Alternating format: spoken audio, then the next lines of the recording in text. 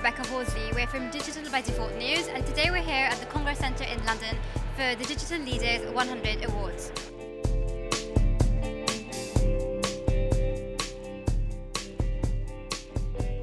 Why is it so important for you to be involved in DL100?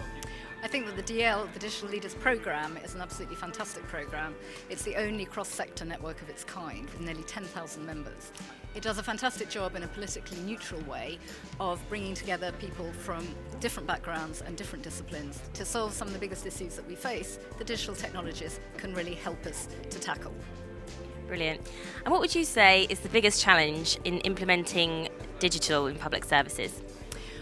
I think one of the biggest challenges in implementing digital public services is ensuring that we have the right capability both within those organisations that are seeking to run these services and amongst the public who are expected to use them. I think it's becoming clearer that digital by default public services need to go hand in hand with greater access and greater skills, and I think that's quite a challenge currently for the public sector. And what can other organisations learn from this year's winners? I can say very honestly that I don't know who this year's winners are, and we're all going to wait for that tonight. I think the fact that this year we have 10 categories shows how much digital activity there is going on.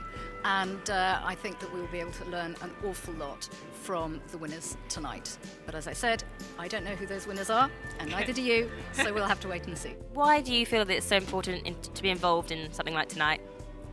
Well, I think it's great to see government embracing digital and innovation and technology and thinking how we can use that to really improve services for citizens and improve their efficiency as well.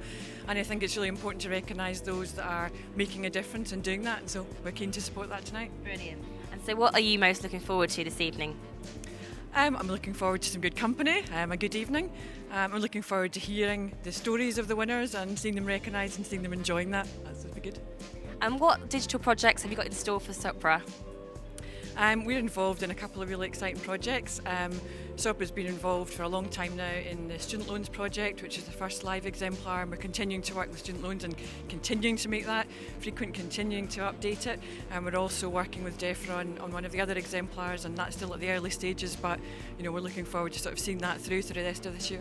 Why do you think that it's so important to be involved in something like this tonight? Well, I think this is recognising the new direction for government in terms of the delivery of IT to the general public for access to public services. We've been involved in that for some time, and long may it continue. Brilliant. And what are you most looking forward to this evening, apart from the wine? I think it's more the diversity of the way that digital is impacting across all areas, and by looking at the range of awards up for this evening, then we should be able to see what people have been doing in different areas. Fantastic. And so what's in store for your organisation and future digital projects? Well, we've really sort of transformed from the large government to doing stuff at a more local level, and we're looking to see more of that coming out, but also taking the sort of new projects that are being built by departments and councils themselves and turn that into live service delivery over many years, and we're quite keen to see how that will evolve. So what are you looking forward to the most of the evening? Obviously we've got the award ceremony later, which we're quite looking forward to. Sponsoring the elected member event, we're quite keen to see who wins. But no, it should be a good evening, looking forward to the whole of it really. And why was it so important for you to be involved in DL100? We do a lot of work with GDS, Government Digital Services, from a senior IT point of view. We Technology Leadership Practice are heavily invested in making sure that we add as much value as possible, placing CIOs, both interim and permanent, into the government. It's a big part of what the government are doing at the moment, and it's fantastic to be involved in it. Brilliant. And what's in the pipeline for Reed Technologies, RE future digital projects? At the moment, we're very heavily, we've got an awful lot of time spent on working with the government on this specific sort of project with the GDS. We're looking to expand quite a lot over the next 12 months, so there will hopefully be a lot more events like these, maybe in the private sector as well as the government.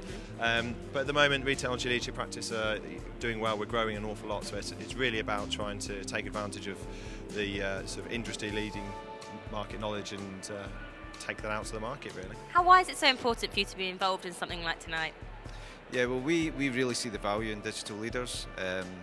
We see value in public and private sector and third sector organisations getting together, discussing the issues of the day and the challenges of delivering digital services to the public sector and beyond, whether it's digital skills or digital inclusion or digital public sector delivery.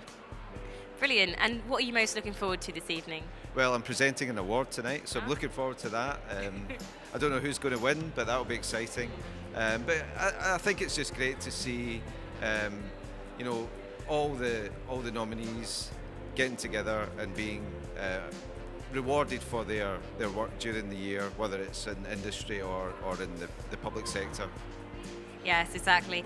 And in terms of your organisation, what have you got in the pipeline, future digital projects? Yeah, well, we're focused on delivering to the public sector, so we're looking at whether it's service integration and management or application development and support, and really helping the public sector with their digital by default agenda. Brilliant. Well, thanks very much for your time.